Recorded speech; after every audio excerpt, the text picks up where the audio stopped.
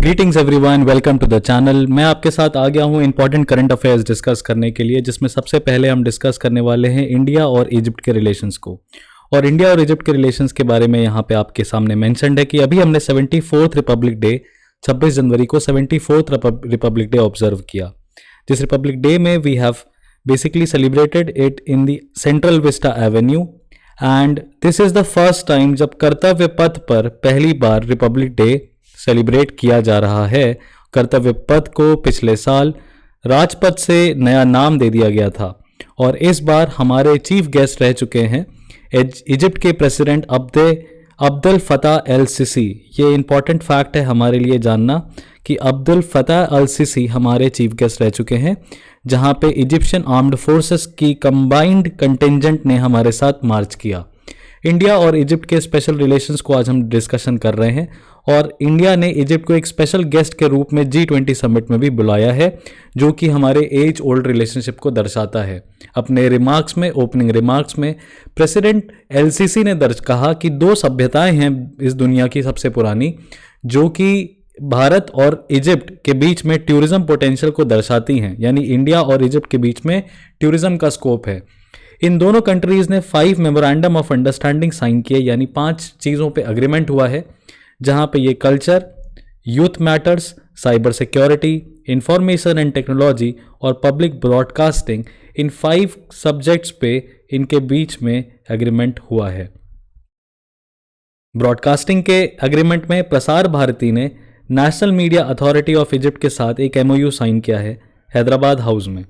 President LCC ने prime minister Modi को invite किया है कि वो जल्द से जल्द इजिप्ट आएं और air connectivity between new Delhi and Cairo, the capital of Egypt, इनके बीच में एयर कनेक्टिविटी बढ़ाएं।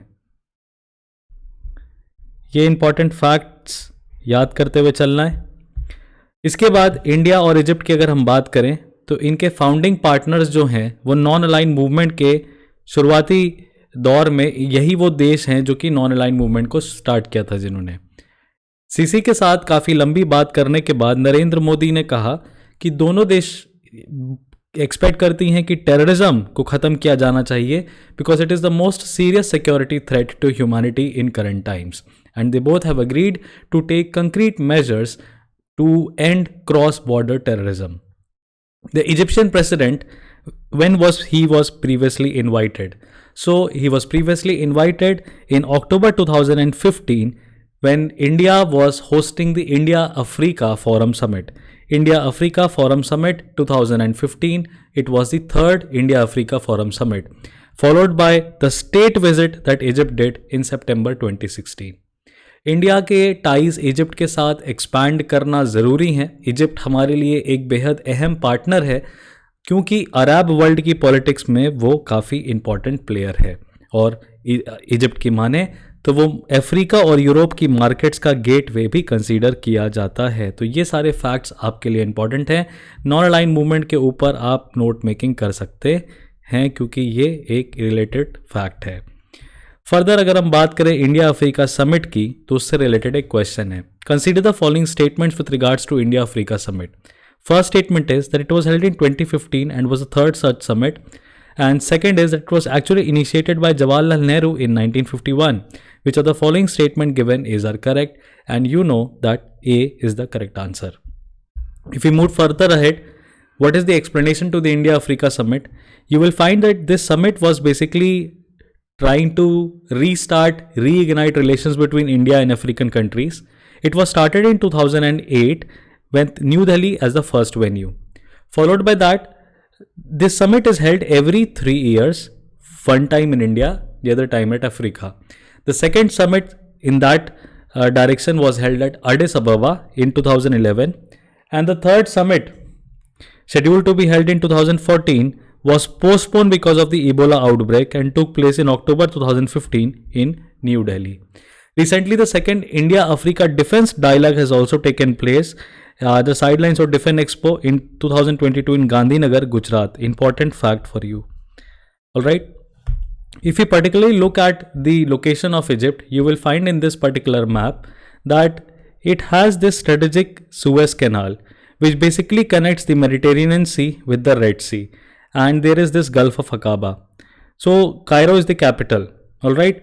So this is where the Egyptian control of the Suez Canal, its closeness to the Red Sea, is linked with the Eastern Mediterranean, all gives this country the special geographical advantage, which is also very much important for India because it acts as a nodal link between routes to Europe, and it allows us the entry into Europe via the Red Sea, Mediterranean Sea route.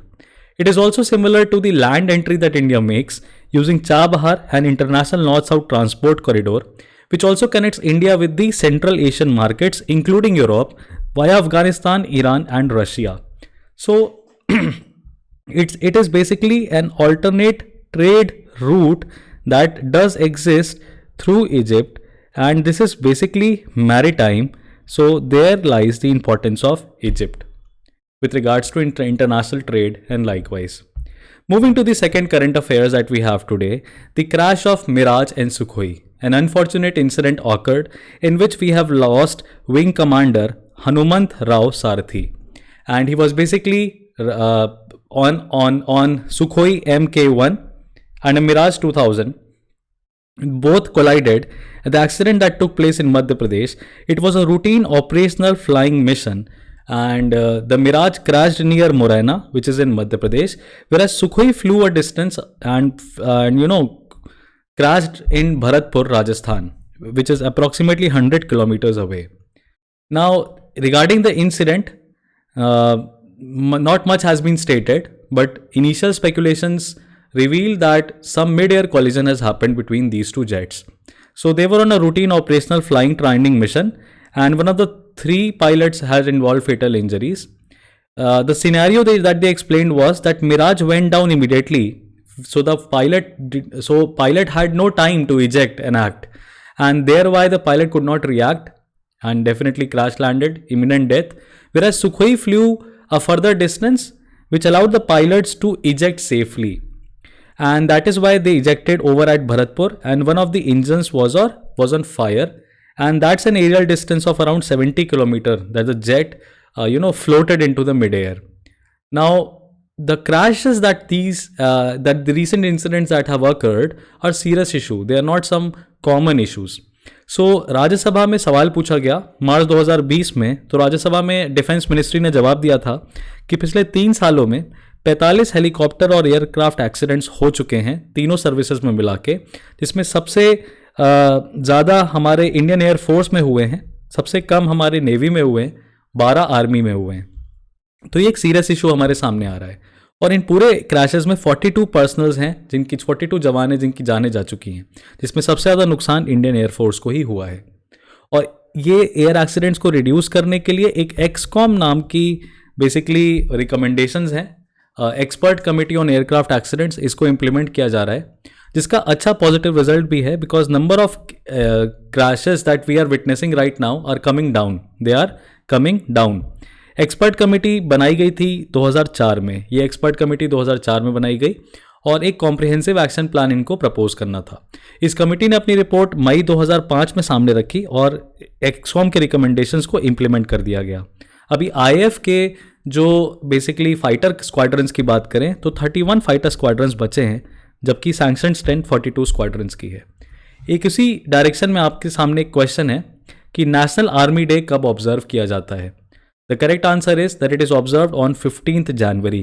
किनकी याद में? Field marshal KM Kariappa की memory में. The day commemorate general field marshal KM Kariappa taking over as the first commander-in-chief of the Indian Army from General Francis Butcher in 1949. He was the first commander-in-chief of the Indian Army. उनकी memory में celebrate किया जाता है. Army day की parade निकलती है करेप्या parade ground Delhi में. Gallantry awards भी दिए जाते हैं.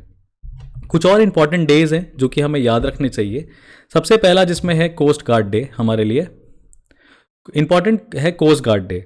हमारे जो इंडियन कोस्ट गार्ड है वो 1 फरवरी 1977 को बनाई गई थी, इसीलिए फरवरी 1 को ICJ डे के नाम से, इंडियन कोस्ट गार्ड डे के नाम से जाना जाता है. और अगस्त 18, 1978 में ये फोर्स फाइनली इसका स्टेटस मिला. It is task with protecting India's maritime interest and enforcing maritime law, यानी कि हमारे कोस्ट लाइन पे रहती है. इंडिया कोस्ट गार्ड डे फरवरी 1. कारगिल विजय दिवस और विजय दिवस दो डेज हैं, आप कंफ्यूज मत होइएगा। कारगिल विजय दिवस 26 जुलाई को सेलिब्रेट किया जाता है, जब 1999 में इंडियन आर्मी ने पाकिस्तान के द्वारा ऑक्युपाई की गई एरियाज़ को रिकैप्चर कर लिया था। ये 4 वॉर्स लड़े गए हैं हमने नेबर के साथ, जिसका it began in the may of that year and ended with a decisive Indian win. Air force day 8 अक्टूबर को ऑब्जर्व किया जाता है, क्योंकि इंडियन एयरफोर्स 1932 में 8 अक्टूबर को बनाई गई थी और रॉयल एयरफोर्स का एक स्पेशल हैंड माना जाता था। लेकिन जब पार्टीशन हो गया तो इंडियन साइड ने रॉयल इंडियन एयरफोर्स का जो नाम है वो अपने साथ रखा, लेकिन जब वर्ड रॉयल है वो 1950 में रिमूव कर दिया गया और आज उसको हम इंडियन एयरफोर्स के नाम से जानते हैं। तो एयरफोर्स डे 8 अक्टूबर। नेवी डे की बात करें तो 4 दिसंबर को इंडियन नेवी अपना ये जो डेयरिंग असॉल्ट है ऑपरेशन ट्राइडेंट का, उसकी मेमोरी में 1971 से ये डे नेवी डे के रूप में माना जा रहा है, जब इंडियन नेवी ने पाकिस्तान के कई सारे शिप्स को और पाकिस्तान नेवी पर्सनल्स को मार गिराया था। आर्म्ड फोर्सेस डे है, ये 7 दिसंबर को मनाते हैं। आर्म्ड फोर्सेस फ्लैग डे, ये 1949 से ये डे मनाया जा रहा है, जहाँ पे फंड्स कलेक्ट किए जाते हैं आम जनता से, ताकि पर्सनल और इंडियन आर्म्ड फोर्सेस की जो परिवार है उनका वेलफेयर किया जा सके। तो ये कुछ इंपॉर्टेंट डेज हैं साथ में, जो कि आपको याद होने चाहिए हमारे नेशनल आर्मी डे के साथ साथ। तो नेशनल आर्मी डे 15 जनवरी, कोस्ट गार्ड डे 1 फरवरी, कारगिल विजय दिवस 26 जुलाई, एयरफोर्स डे 8 अक्टूबर, नेवी डे 4 दिसंबर, आर्म्ड फोर्सेस फ्लैग डे 7 दिसंबर, विजय दिवस 16 दिसंबर। ये फैक्ट्स आपको याद होने चाहिए। थोड़ी सी चर्चा मिराज एयरक्राफ्ट के ऊपर और सुखोई के ऊपर भी कर लेते हैं, और इसके बाद हमारे पास एक इंटरेस्टिंग चीज़ है, आपसे अफ्रीका का मैप डिस्कस करना है हमें। मिराज एयरक्राफ्ट की बात करें तो ये डसाल्ट एविएशन मैन्युफैक्चर करता है और ये फ्रांस से लिया गया एयरक्राफ्ट है। ये single engine 4th generation fighter jet है। इंडिया के पास 50 मिराज 2000s हैं, जो कि स्ट्रेटेजिक मिशन के लिए लिए गए थे, 1985 से लिए जा रहे हैं और अच्छे सेफ्टी रिकॉर्ड है। इनका जो बेस है वो ग्वालियर में है। हर स्क्वाड्रन के अंदर बेसिकली 20 एयरक्राफ्ट होते हैं, ये अभी आप याद रखेंगे। और सुखोई की बात करें तो इसको रशिया ने हिंदुस्तान एरोनॉटिक्स लिमिटेड के साथ मिलकर बनाया है। ये twin engine multi role air superiority fighter है। इंडिया के पास अभी 260 ये सुखोई विमान है, लेकिन ये काफ़ी ज़्यादा बेसिकली पुराने हो चुके हैं। इनको अपग्रेडेशन की रिक्वायरमेंट है और इनमें बेटर वेपन्स लाने की ज़रूरत है, सेंसर्स बढ़ाने की ज़रूरत है, ताकि इनका शेल्फ लाइफ जो है वो बढ़ सके। अभी 10 सुखोई क्रैश हो चुके हैं 2010 में, तो आउटडेटेड सुखोई एक प्रॉब्लम हो सकती है यहाँ पे। पर मिराज एयरक्राफ्ट तो खासा नए हैं, 1985 से बन रहे हैं। तो अब ये इंटरनल कमेटी इनकी क्या डिसीजन लेती है वो हम देखेंगे आने वाले समय में। आज करंट अफेयर्स से में एक इंटरेस्टिंग मैप को हम डिस्कस करने वाले हैं, बिकॉज ये इजिप्ट जो कंट्री है ये न्यूज़ में आ चुकी है। अब ज़रा अफ्रीका के मैप को आप थोड़ा ध्यान से देखिए, तो इसके नॉर्थ में आपको मेडिटेरेनियन सी दिखाई देगी, आपको इसके नॉर्थ वेस्ट में अटलांटिक ओशन दिखाई देगी, वेस्ट साइड में भी आपको अटलांटिक ओशन दिखाई देगी, आपको इसके ईस्टर्न साइड में इंडियन ओशन दिखाई देगी, जिसको हम कह सकते हैं कि ये बेसिकली नॉर्थ वेस्टर्न साइड हो गया इसका। और आपको नॉर्थ ईस्टर्न साइड में रेड सी दिखाई देगी और गल्फ ऑफ एडन दिखाई देगा। और ये देखिए किस तरीके से कनेक्टेड है बेसिकली गल्फ कंट्रीज से, सऊदी अरेबिया, यमन, ओमान। तो ये मैप को जब आपने ध्यान से देखा तो आप इसमें इक्वेटर और उनकी कंडीशंस, ट्रॉपिक ऑफ कैप्रिकॉर्न और ट्रॉपिक ऑफ कैंसर को भी आप कैलकुलेट कर सकते हैं। अगर आप इस मैप की माने तो ट्रॉपिक ऑफ कैप्रिकॉर्न और ट्रॉपिक ऑफ कैंसर दोनों ही अफ्रीका से पास होता है, एंड शायद ये ओनली कॉन्टिनेंट होगा पूरे पूरे पूरे मैप में जिससे ये दोनों Tropic of Cancer, equator, Tropic of Capricorn तीनों पास होती है। अब अफ्रीका की बात करें तो ये वर्ल्ड सेकेंड लार्जेस्ट कॉन्टिनेंट है, सेकेंड मोस्ट पॉपुलस कॉन्टिनेंट है after Asia in both the cases. Asia is the largest, Africa is the second largest. ठीक, कॉन्टिनेंट मेडिटेरेनियन सी से isthmus of Suez and Red Sea to the north east, Indian Ocean to the south east and Atlantic Ocean to the west के बारे में यहाँ पे बात करता है। इसमें 54 फुल्ली रिकॉग्नाइज सॉवरेन स्टेट्स हैं, 2 डी फैक्टो इंडिपेंडेंट स्टेट्स हैं जिनको अभी तक कोई रिकॉग्निशन नहीं मिला है। अगर सबसे बड़े कंट्री की बात करें अफ्रीका कॉन्टिनेंट में तो आपको अल्जीरिया दिखाई देगा जो कि लार्जेस्ट कंट्री बाय एरिया है, और पॉपुलेशन वाइज अगर हम बात करें तो हमें नाइजीरिया दिखाई देगा which is largest by population. African Nations एक दूसरे के साथ एक अफ्रीकन यूनियन में बना के कोऑपरेट करते हैं जिसका हेडक्वार्टर एडिस अबाबा में है, ये भी एक इम्पॉर्टेंट फैक्ट है। 3300 BC में, यानी कि जब भी इंडस वैली सिविलाइजेशन की डेट के पहले का समय है यहाँ पे, जब यहाँ पे फ़राओ की सिविलाइजेशन हुआ करती थी, जो लिटरेसी में काफ़ी बढ़िया थे और रिकॉर्ड बनाने की परंपरा यानी कि सब चीज़ लिखने की परंपरा इन्होंने स्टार्ट करी थी। 332 बीसी में अलेक्जेंडर द ग्रेट ने यहाँ पे पर्जिया के द्वारा इजिप्ट को ऑक्युपाई किया गया और उन्होंने अलेक्जेंड्रिया का एक शहर नाम बनाया इजिप्ट में, और जो कि प्रॉस्पेरस कैपिटल बन गया टोलेमाइक डायनेस्टी का आफ्टर हिज डेथ। अब ज़रा हम कंट्रीज़ को थोड़ा ध्यान से देखें तो हमें कंट्रीज़ के नाम देखने चाहिए। मोरक्को आपको यहाँ दिखाई देगा, Western Sahara, Mauritania, Mali, Niger, Libya, Chad, Sudan, South Sudan, Ethiopia, Nigeria, Egypt, Algeria, ये सब बड़ी प्रोमिनेंट कंट्रीज़ हैं। फिर आपको Cameroon, Central African Republic, Gabon, Congo, Democratic Republic of Congo, Uganda, Kenya, Somalia, ये देख रहे हैं आप, Tanzania, Angola, Zambia, Mozambique, Zimbabwe, Botswana, Namibia, South Africa, Lesotho, Eswatini, Madagascar, इनके बारे में आपका ये सारे नाम आपको दिखाई देते हैं। जहाँ पे आप Burkina Faso, Cote d'Ivoire, Ghana, Guinea, Sierra Leone, Liberia, Senegal, Gambia, Guinea Bissau, इनके नाम आप सुनते हैं।